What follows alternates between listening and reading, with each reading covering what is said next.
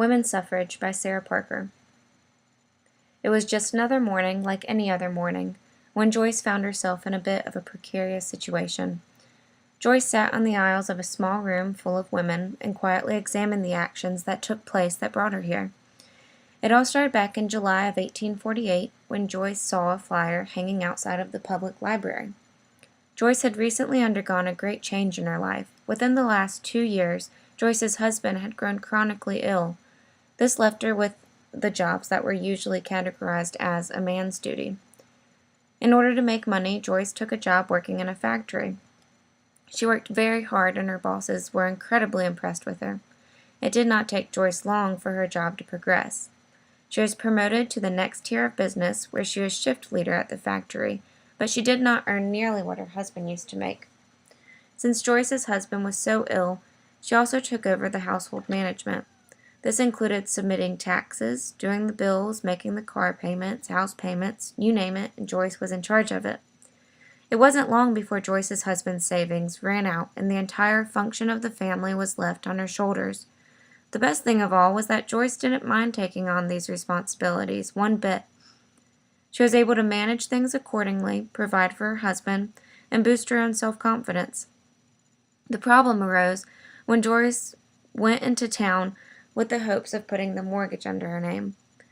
She was informed that women were not allowed to hold the chief responsibilities of the household. This infuriated Joyce. In order to remain ladylike, she decided to calm her nerves and go on a walk. That was when it happened. Joyce saw a flyer that was encouraging women to speak out. She couldn't believe it. Someone actually understood what she was going through. All Joyce really wanted was some legal authority to back up all of her recent accomplishments. So she decided that day that she would attend this convention.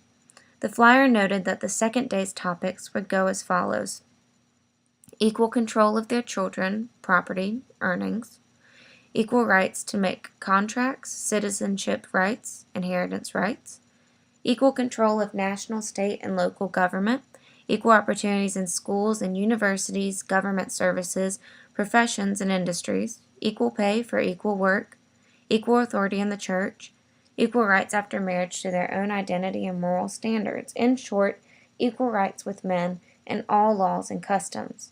Joyce was thrilled. This convention was right up her alley.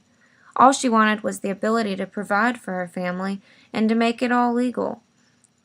The idea that she could hold equal control of property and earnings sounded incredible to her, but little did Joyce and any of the other women attending the convention know that this convention that started over simple equality in the household would turn into the fight for women's suffrage and eventually the 19th Amendment. The convention moved from the focus of family and church and rallied politicians and the public to allow women the right to vote. And now you know the rest of the story.